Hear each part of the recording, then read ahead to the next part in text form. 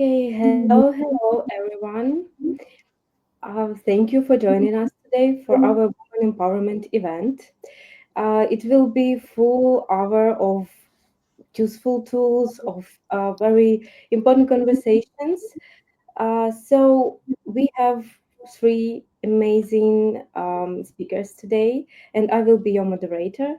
So if you have any questions during the session, please write them in a chat and we will answer them for sure. But we have our own agenda. So we will go through five important topics that we have through our career. I mean, it's education, it's a first job, hardships, leadership, taking ownership of your own projects, and also career crossroads. So we don't need to have spent another minute on any other conversation. So I want to get you acquainted with our great speakers. Let's start with Midula. Hi, well, welcome, and I'm looking forward to being part of this amazing panel with Emma, Viv, and Davina. So my background is I'm a business consultant. I've worked in the city in financial services for about between 15, 20 years in finance, working in operations, working in various change roles as well. And more recently, I've been working more specifically with technology and project leadership. In terms of other things that I do, I also have a startup where I focus on mindset and wellness as well as business consulting. Over to Emma. Hi everybody. Welcome to the session. It's very proud to and had the privilege to speak to you all here. And along with three other ladies. So I'm just gonna do a bit of introduction about myself. I'm the senior security architect at EPAM. So I'm part of the UK and Ireland, and I'm part of the EMEA security consultancy team. And so I'm currently involved in the project that we are building a application, and I'm responsible for securing the application for my client. So that's my role in a nutshell. I have about 12 years experience in cybersecurity. I have always been in a technical role all my life. Across different domains in cybersecurity. And currently I'm moving towards, I'm just recently moving towards a resource management and people manager role, and I'm managing a team of security consultants and architects and engineers. I'm a new manager, but I came from a technical background. That's me, and over to Vian. Thank you, Emma. Hi, everyone. Good morning, good afternoon, good evening, wherever you're joining from. My name is Vivian Annie, but you can call me Viv. I am senior manager, people partner at EPAM Systems. My background is HR, and I have been for almost 2 decades. Sometimes I say 20 decades, but I'm not that old. I'm based out of London. What else am I? I am an author. I wrote a book, How to Build a Corporate Career, particularly lessons from a first generation migrant. And I'm excited to have conversations with these ladies today to see where we go from here. So I guess back to you, Darina. Thank you, guys. I'm sorry. I don't know what happened. Something was on the YouTube side, but we are on now, so everyone can see us and hear us. So it's perfect. And let's go to our main agenda and let's start from the beginning, because all our career choices and how we doing our choices during our work life, it's based on what education we had before, um, in any way. But I really want to ask you, because you three of you, very different background, very different experience. So how it has started? Did you how can you tell me about like the biggest thing during your education period, biggest things that influenced you and maybe led you to the position that you have right now? And also, Oh no, let's finish here and maybe we can go to another question later. So, Aviv, let's go with you. Okay, the first memory from my education that potentially adds up to why I'm here. I can't tell you the direct translation, but I'll tell you about the first memory. Mine was nursery school, maybe age 4 or 5. I was born and raised in Nigeria and then relocated to the UK halfway through my life. I remember as a child at nursery school that whenever my teacher came in, and I don't think this is a direct translation to a HR career at all, but whenever a new child came into my class, my teacher brought them to my table. They brought them to my table for two reasons. One is the person will have a friend at the end of the day and they will not be on their own. So I had this on my report every time that she's very friendly but very playful. So I always had that. And now I still catch myself, even in an office environment, in a circle. I never let someone be on their own. I just don't think, I think everybody deserves a friend, everybody deserves a community.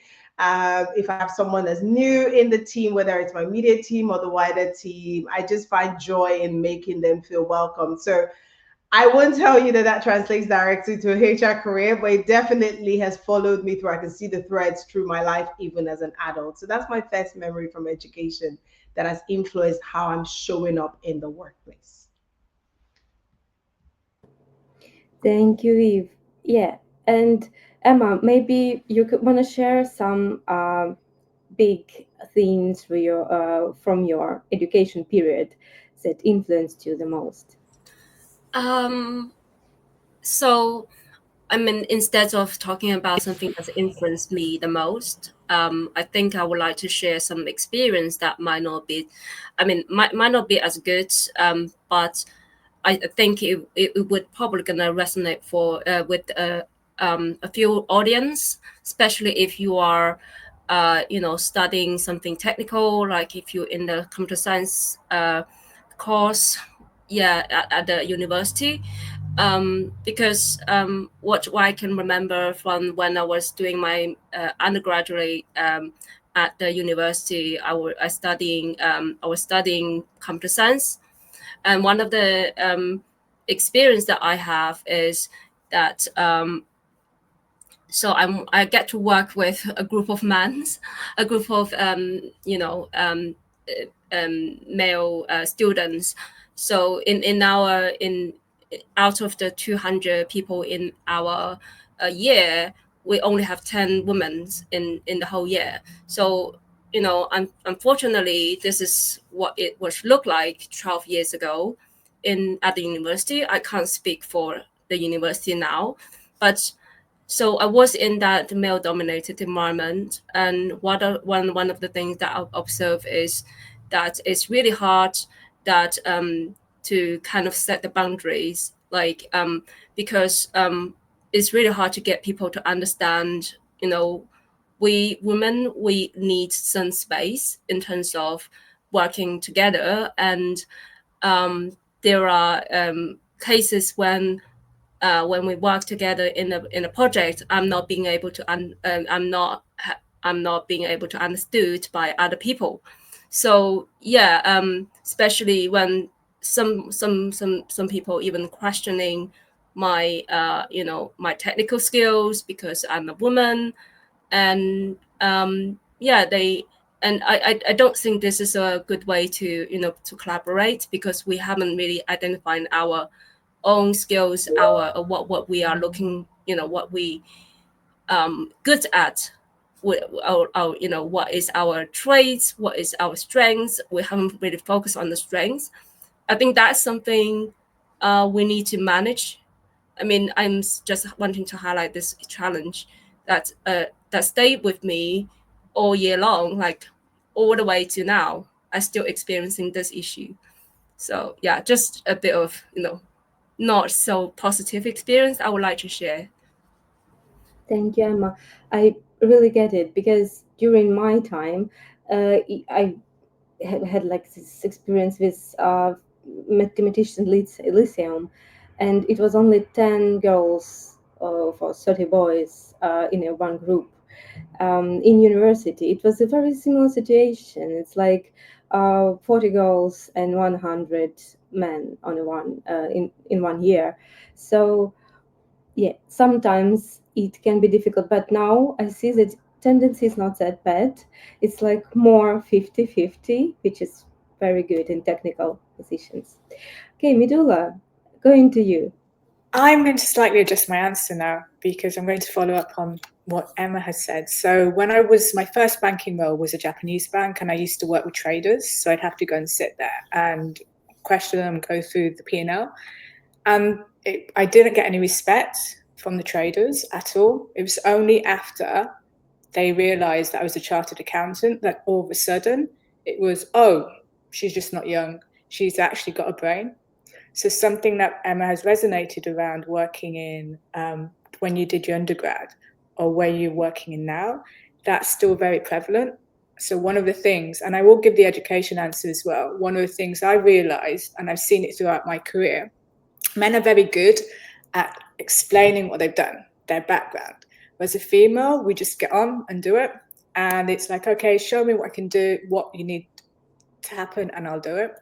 And I've realized that my mistake has been is not explaining what I've done, what my background has been. Because as soon as I do that, immediately there's a different respect level at the table. So for example, I was at HSBC, my background is finance, and I had a tech person, a guy, explaining to me what a P&L was and how to budget. And I turned around and explained I used to manage a budget of 100 million. So, you're mansplaining to me. So I think what Emma has raised is really relevant. And one of the things I would advise people to do is when you start a new project, when you start a new role, a new department, or you have a new manager, please do let them know your background so they understand your talent, your capability. And that sets things up. And again, meeting with stakeholders. And so I've slightly diverted because Emma and Darina, you inspired me to change my answer. In terms of the biggest influence for education, I wanted to be a lawyer. So I was really inspired to go and do law. And the biggest influence was in the UK, we have something known as A levels. So you do these before you go to university. And up until then, I thought I was smart, but I wasn't really smart. And what the A levels taught me was in my first year, I wasn't that great because for me, I really need to understand something, get into the nooks and crannies before I really am able to excel. And then in the second year, I excelled and I aced my exams. And when I looked at myself and I compared myself to other people, I realized that sometimes some people just get it and then they fly. Others, we don't necessarily do. But as long as we persevere and we work hard and we aim for really high standards, then you can excel. So it's really important not to give up and to persevere and to make sure whatever goal you have, you do that, but you also do that consistently. So throughout your career, because the mistake I made at university is I became lazy. So I didn't get my degree, the degree that I wanted. And that was because I relied on my talent. So the key takeaway I would say to people is whatever role you're in, if you're doing exams or just a role or something new, make sure you put 110% effort into it, and that will help you excel in your career. Thank you, Midula. Yeah, it's very important. So, we can we summarize what takeaway we can give out of this small conversation, the first topic? So, what I've write down while you were talking. So let people around you know your background. It will help you to communicate in the future. Is it correct? Do we want to add something on top of that? I can go next.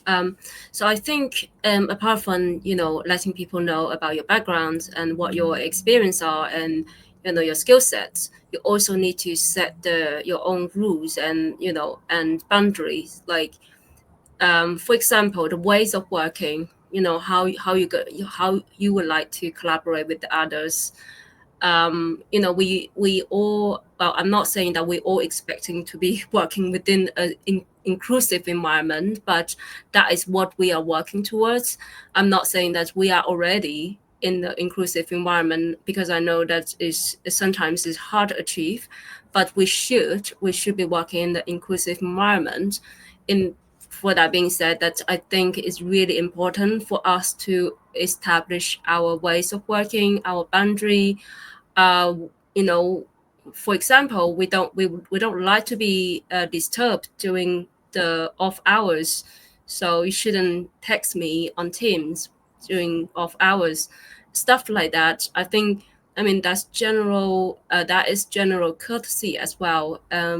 Yeah, but it's just those small things could possibly prevent you getting into, things like burnt out, which it could be an issue that coming out from a lot of women who are lack of confidence, who have imposter syndrome.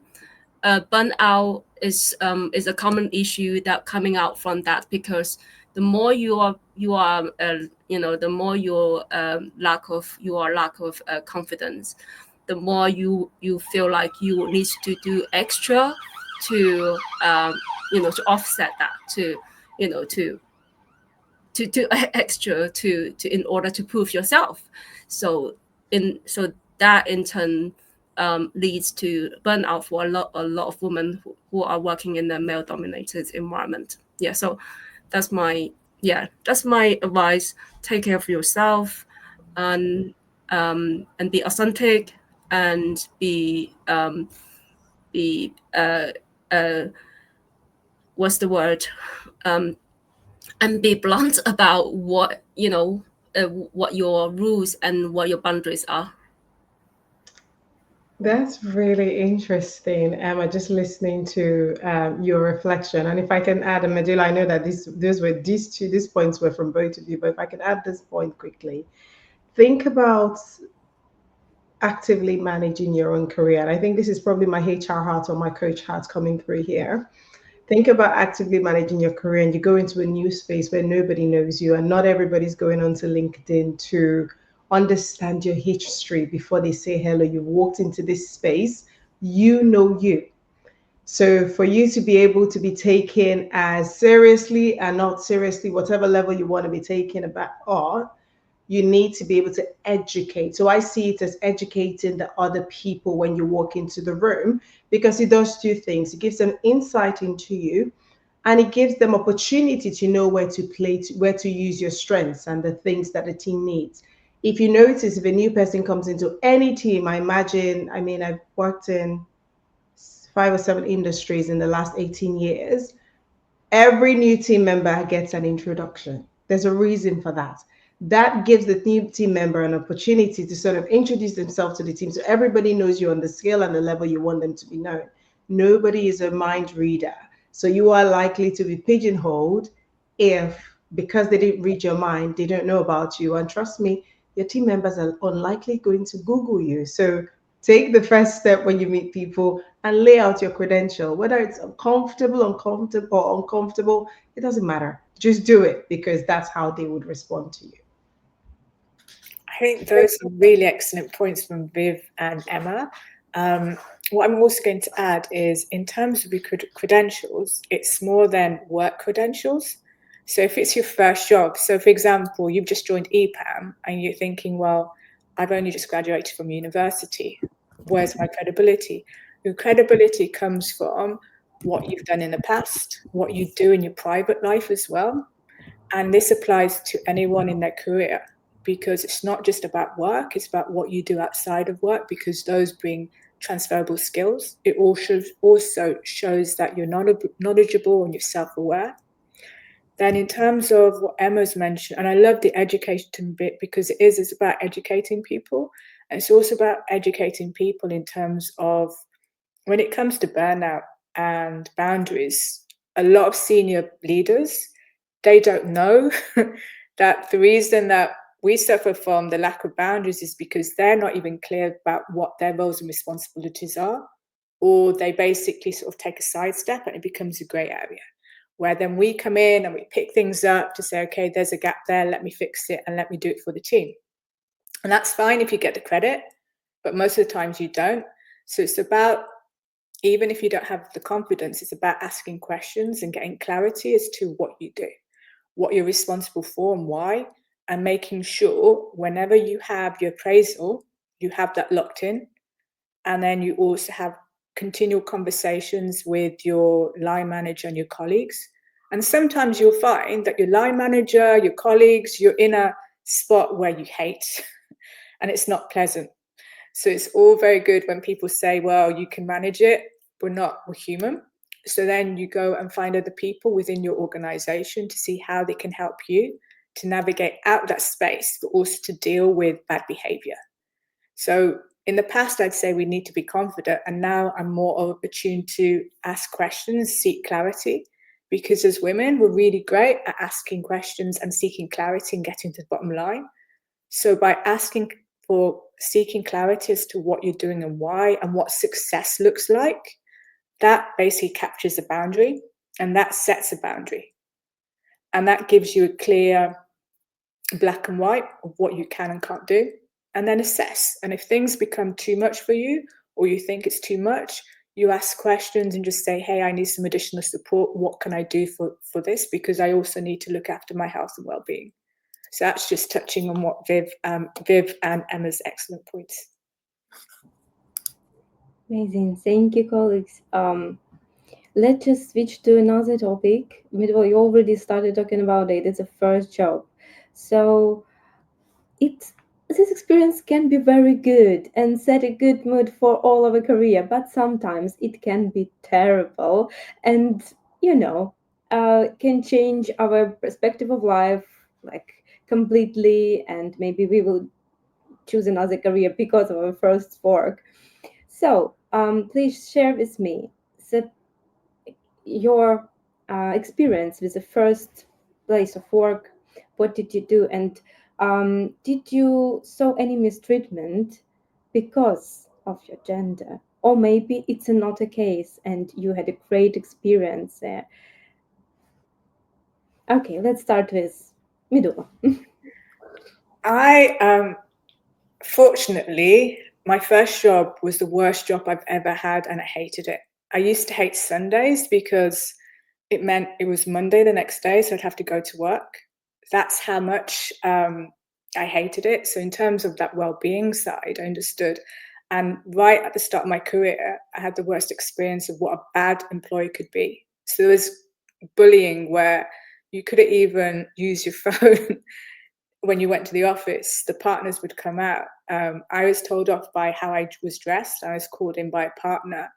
I had someone who, so I was working as a chartered accountant. So when you work as a chartered accountant, you train as an accountant. So you work in accountancy firms, you go on site to companies, and then you come back into the office. So it's quite similar to the consultants that you have in EPAM. And that experience, I just remember thinking, how the hell do I get through it? And the worst thing about that was I started doubting my own capability because I didn't think I was good enough. And I thought, what's wrong with me? And I put the initial onus on myself to think I was doing something wrong. And it got to the point where I hated it so much that I quit, even though I didn't have a job, which was really, really bad. But one of the good things that taught me, one is about resilience, but also what healthy environment looks like. It also taught me that sometimes you could have all of the skill or you could have all of the talent in the world, but you need to have a nurturing environment where it's encouraging, where you're shown what to do and how to do things. Why it wasn't. So even when I asked to say, hey, I need to build these skills up, I wasn't given that. So it taught me how to be more self-aware of the company that I'm going to join, the people I'm going to work with, but also in terms of relying on my own instinct and knowing that if something isn't working out, you've got one of two choices. You can pursue, or it's better for you to change and better for you to move. And then when I moved, I moved to another accountancy firm, different environment, loved it, I thrived. So that taught me immediately it wasn't me, it was the environment I was in. And then when I went into banking, I realized actually chartered accountancy wasn't what I really wanted to do. I really loved business. I really loved the banking environment. I thrived. So in summary, I'd say for me, I had the worst experience, but the best experience because it taught me what my red lines were, what a bad employee would look like, and what is acceptable for me. And also recognizing that sometimes it's not you. There's only so much you can do. So you need to actually remove yourself from that situation. So not entirely inspiring, but a different take on things. And in terms of male, female, it was quite a male. All the partners, apart from one, so there are about 30 partners, were all male. There's one female partner. And then in terms of the our level, about 70% were male and the 30% were female. So in terms of that balance, I'd like to think it wasn't sexism, but I know when I was called in about my dress and how I approach things, for me, I felt that that was because I was a female. And then they could say what they liked to me because I would take it. Yeah. Thank you, Medula. Move to Viv. I'd love to give a different story for me doing about my first job, but unfortunately, it was a disaster. Mine wasn't necessarily a disaster because of gender specifically. I think it's mine was the immigrant twist to it, right? So my background is HR, my profession is predominantly women. If there's anything, there's gender imbalance towards men when you think about the HR profession. Well, as you progress through the ladder, you find most senior HR directors or CHR roles will be male, but the balance is not as skewed within HR. So not from a gender perspective, but mine was more from an immigrant perspective.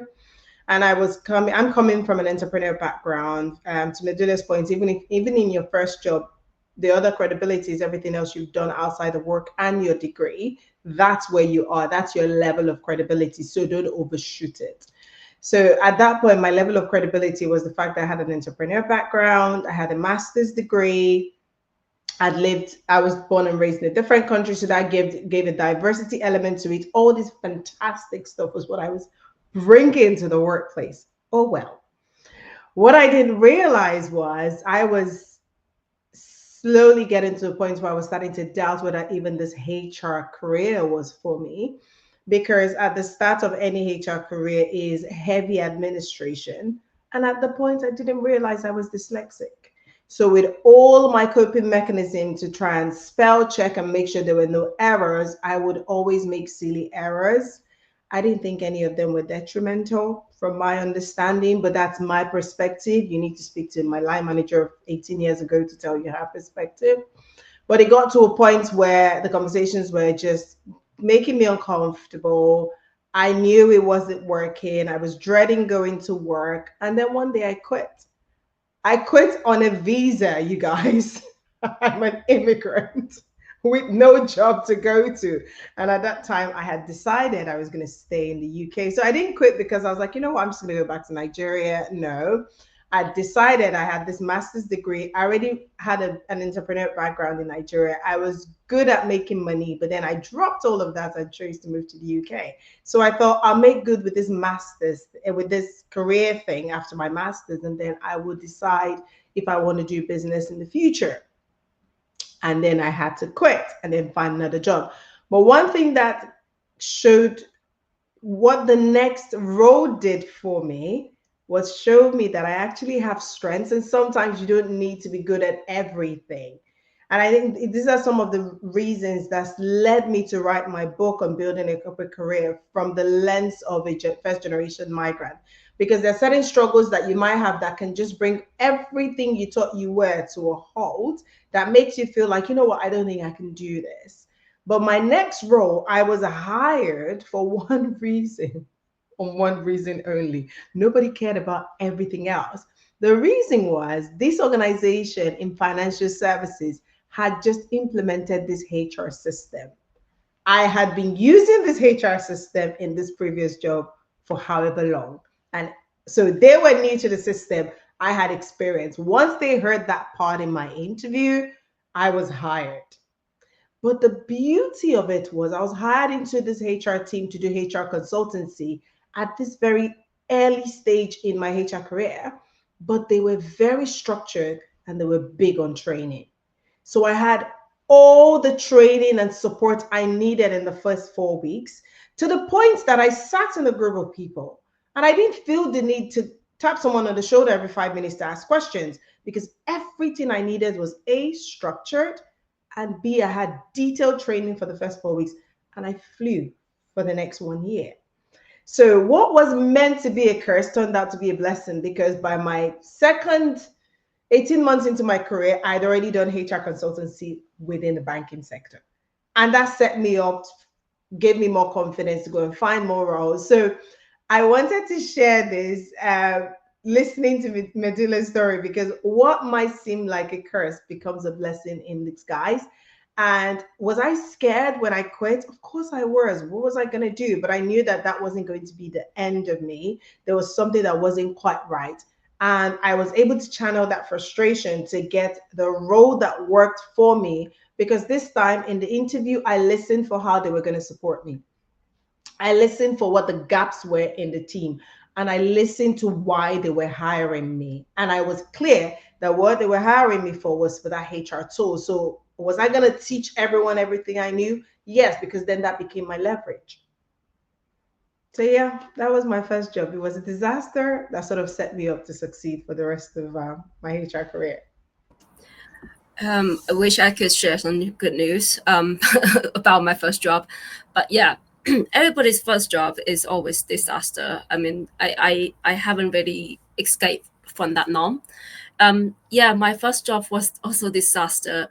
So a lot of people, especially for women who wants to get into cyber, when they came to me and talked to me and said, "Oh, how do you get to your current position? How do you get to your current job? Why how will you be successful in your cyber career?"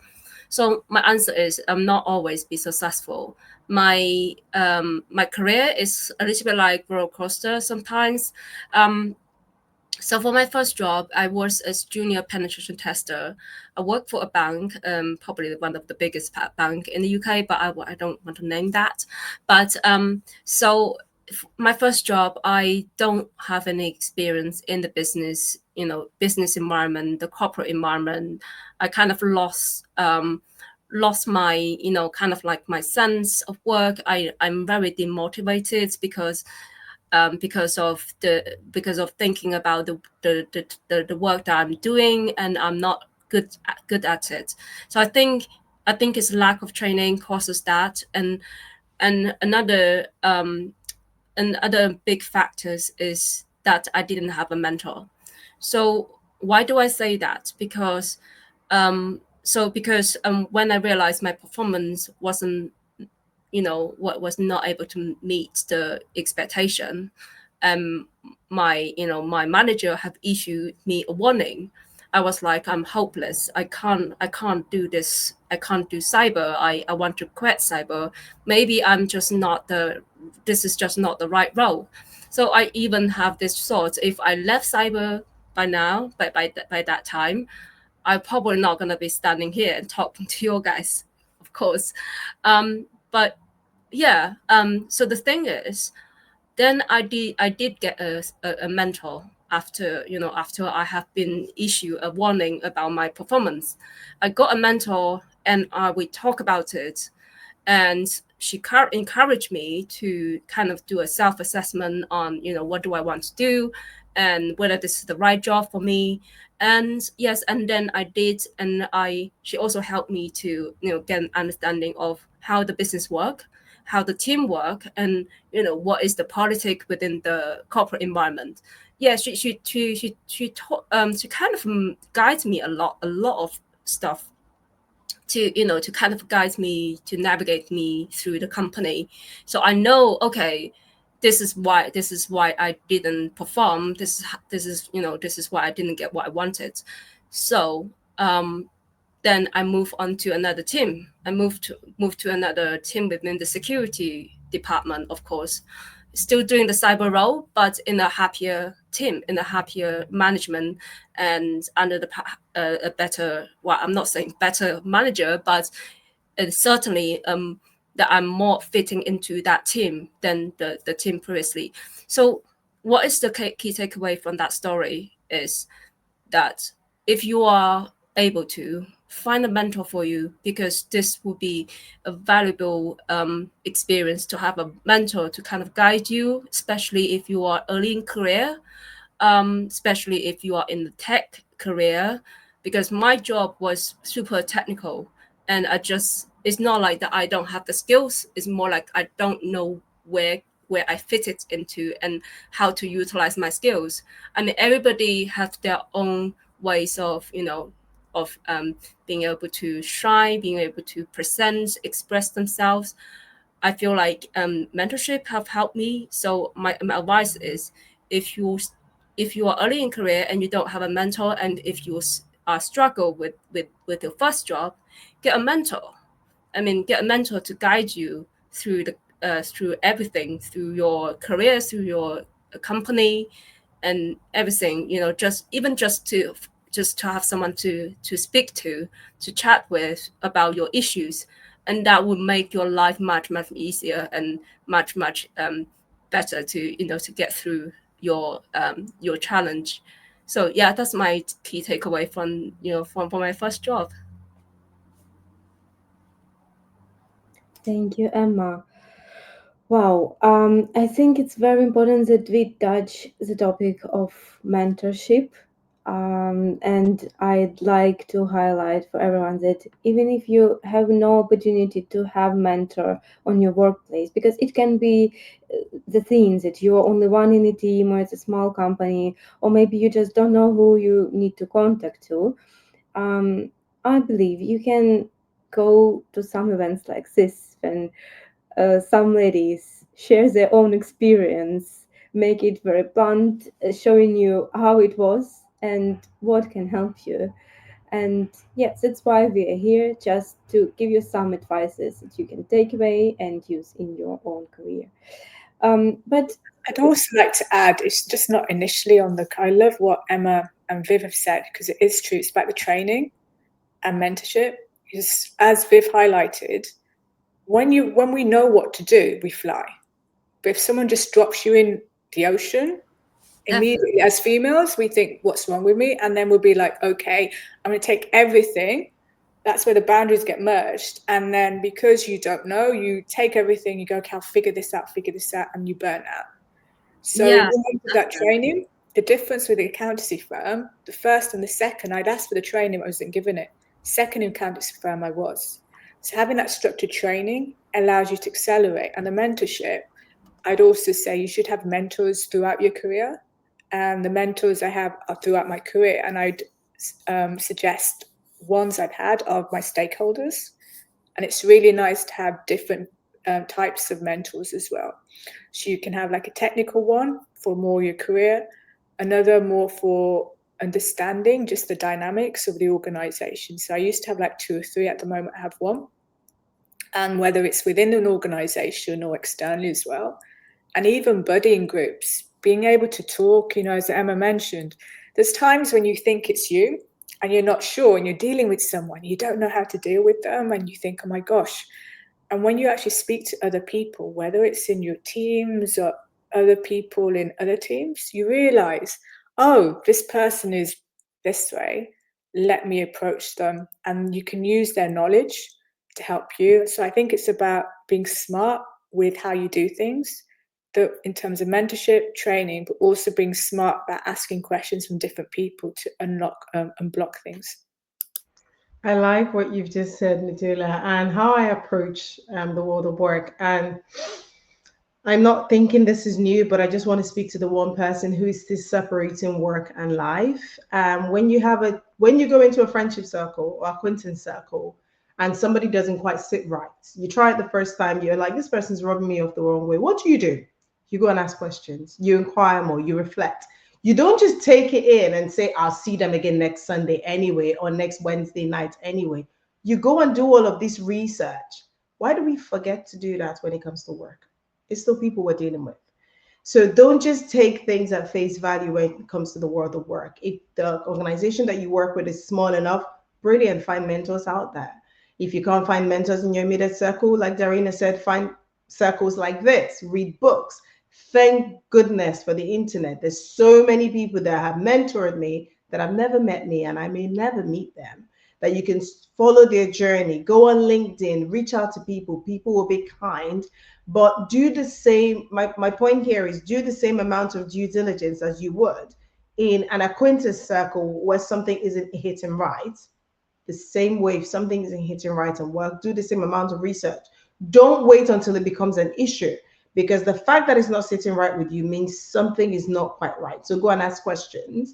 And you can ask questions in third person. I found that especially early in my career when I didn't really have a network of people, when I sat on the train on my way home, I asked a stranger sat next to me and I painted the scenario like it wasn't me. Whether it was male or female, I got a good response that was different from the one I knew. And that contributed to my research to help me make an informed decision. And that was easy for me to do because I may never meet them again. So do your research, but please don't sit on it until it becomes terrible.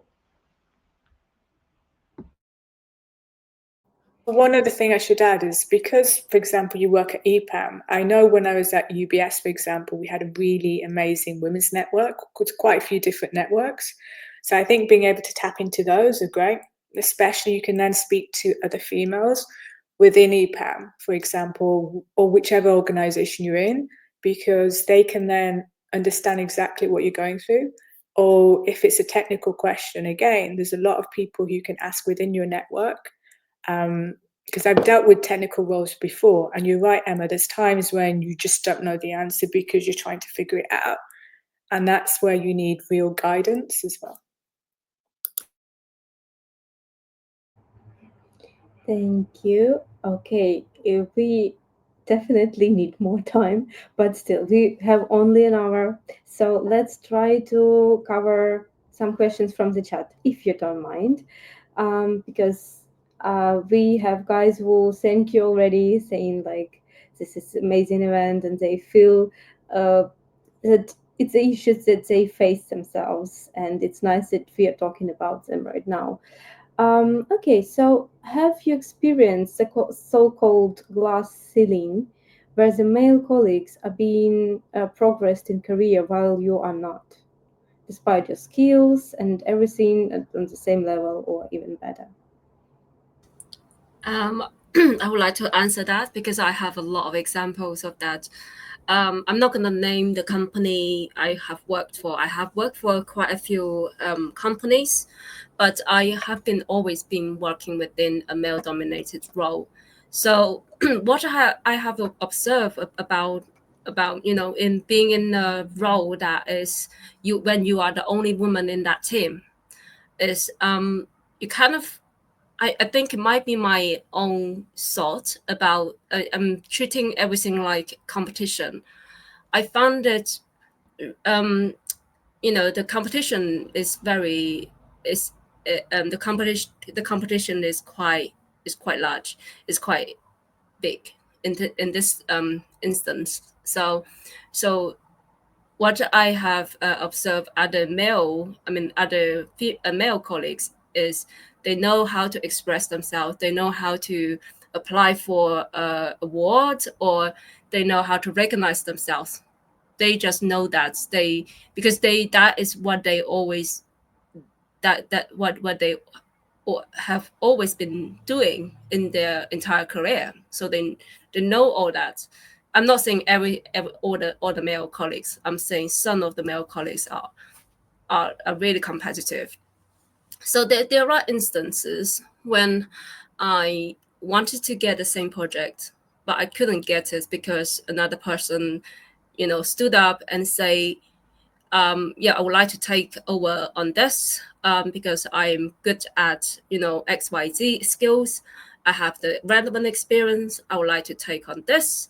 And there are also instances when we are in a room and I'm the only woman.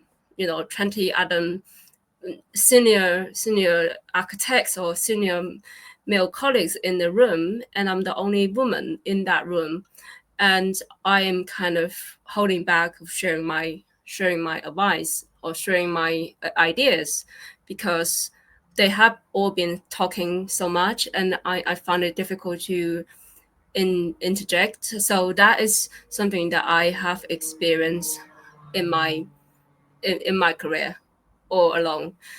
So talking about how to deal with this. So in the first instance, so now I'm much better in expressing myself, and I have been able to, to take all the opportunities that I have, to kind of hold the opportunity and step forward to be, to kind of express myself and express my intention of taking over that project. Yeah, and I think another advice I would give to everybody is, if you have an idea, if you even have feedback, share that with everybody.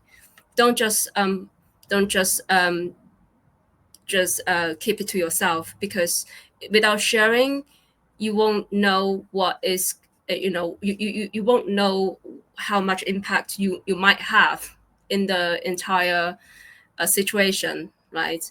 If you like to make an impact on the project, if you like to just sharing an idea, express an idea, just share it and speak up.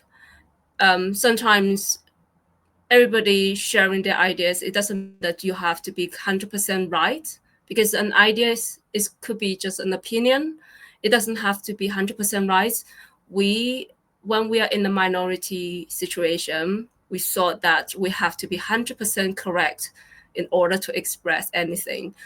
But this mindset is wrong.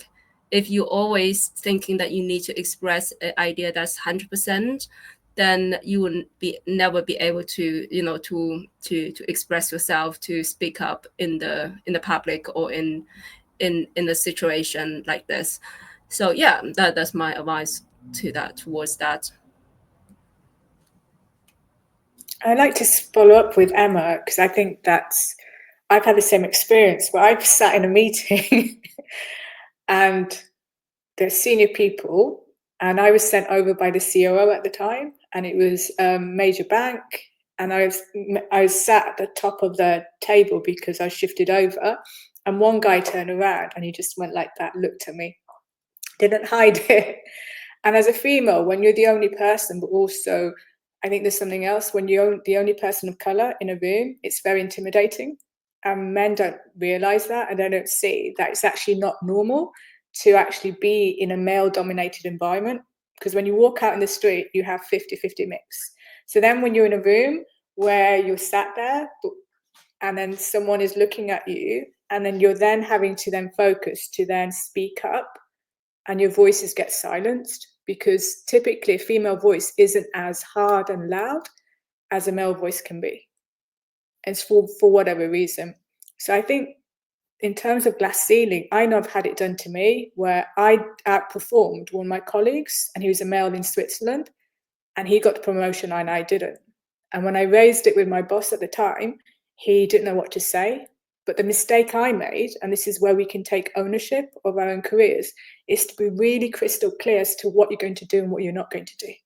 And make sure that if you are planning to get a promotion, or if you're not even sure what promotion looks like, you find out what you need to do and make sure those goals, those objectives are really clear. And then you have weekly catch-ups. So in terms of those glass ceilings, that glass ceiling then becomes well, I've done everything you've asked me to do. What more can I do? What other initiatives are there out there? You do your networking where you speak to people and you let people know that you're available, your skills. And what Emma's actually said as well, when male, they are can be typically find it easier to self-promote. And as females, I know it can be more difficult. But I also find, as my background's Indian, so in my Indian culture, you don't self-promote. It's more about respecting the hierarchy.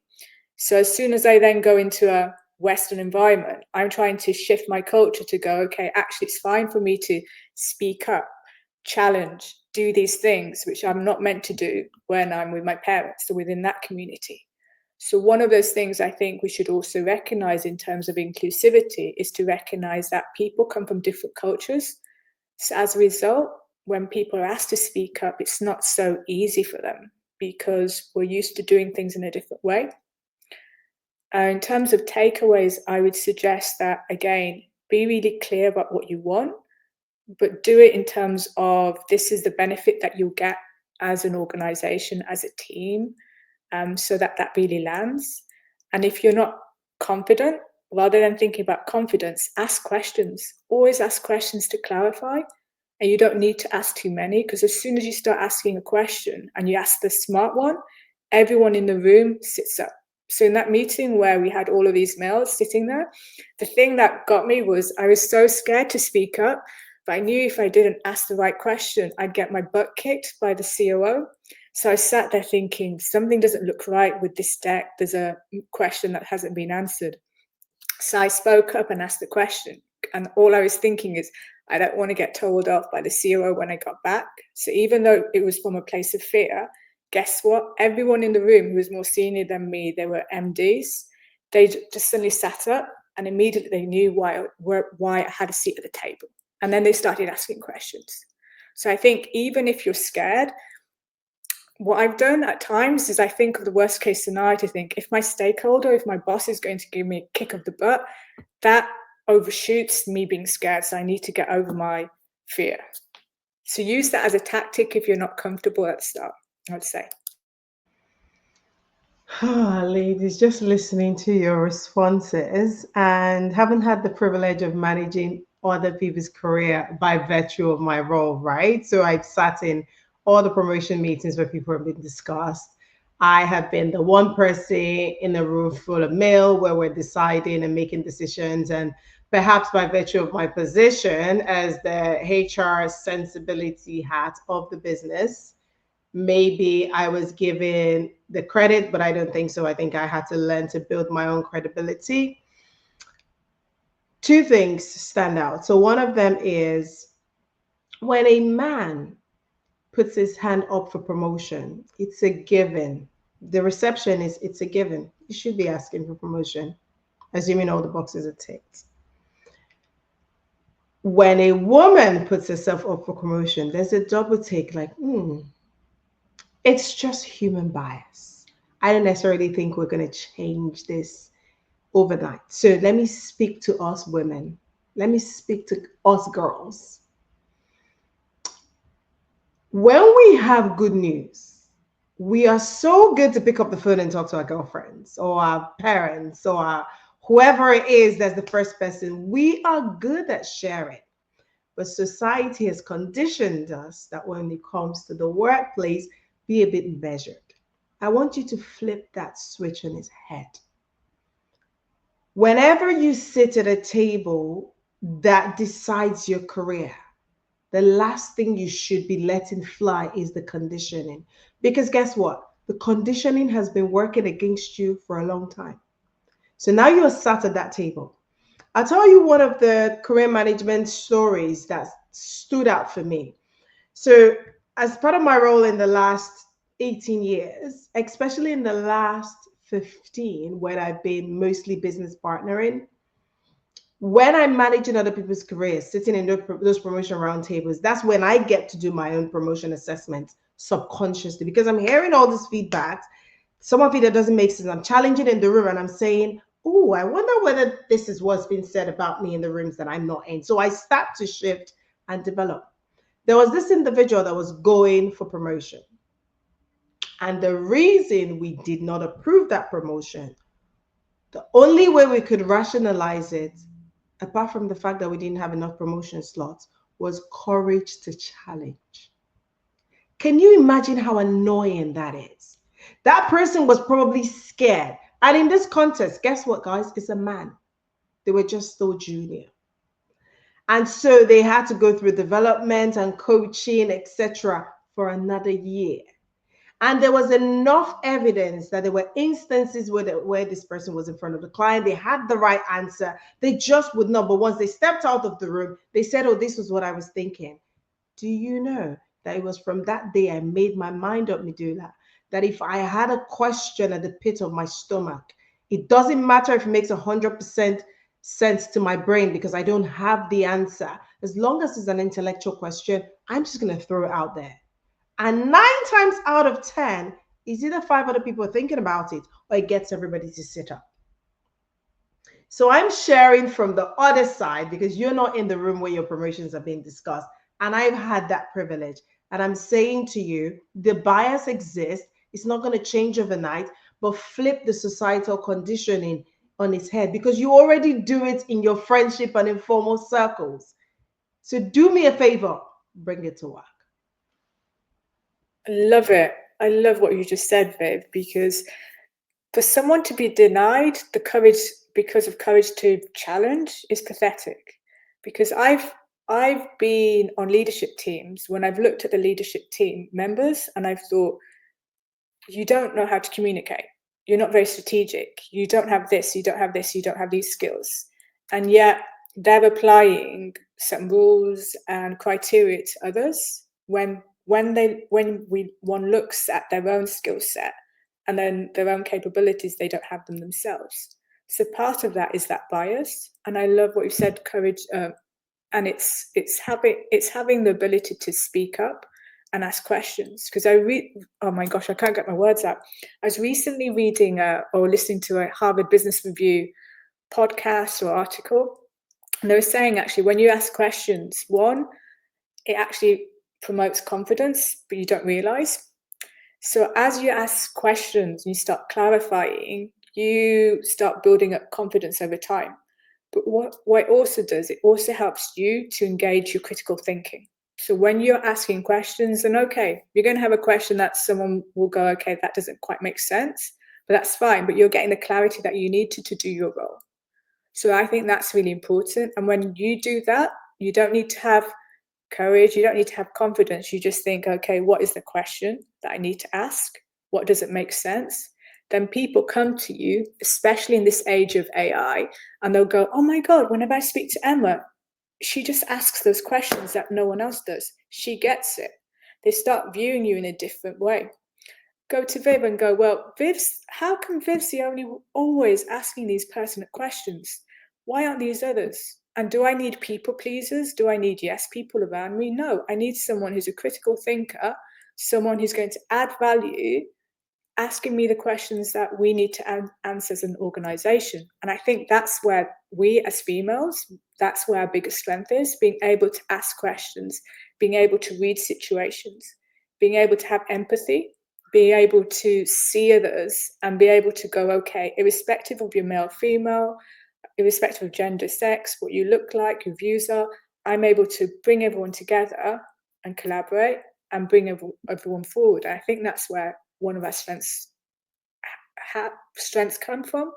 And by doing that, those things like glass ceilings, we can help manage. Because you're right, our conditioning is not going to change. It's not going to change for another 100 years at least, I think. Ladies, thank you so much. It was very valuable discussion. Unfortunately, we have 2 minutes left, and I want us to spend those 2 minutes just telling people who are watching us where they can hear from you more, or maybe your books. Because Midwa Vivian, I know that you have one of each, at least. So where can they find the book, or Emma, where can people can hear from you? Because I know that you're going to conferences all the time. So please, ladies, share some bits of what's the plans for future, and where can people find you? Thank you, Dorina. I think for me, if you type my name, Vivian Ennie, on Amazon, my book will come up. It's called How to Build a Corporate Career, Lessons from a First Generation Migrant. I've been told that not migrants are getting nuggets from it. So I guess I've written it and it applies to everyone. And on LinkedIn, I tend to share lessons learned throughout my career every Tuesday. So if you find me on LinkedIn, it's Vivian Ennie, and just follow my threads, you will see a couple of posts. I think I'm on lesson 20 as of this week. So I'm just sharing lessons across my career. Thank you. Yeah, thank you very much, Avi.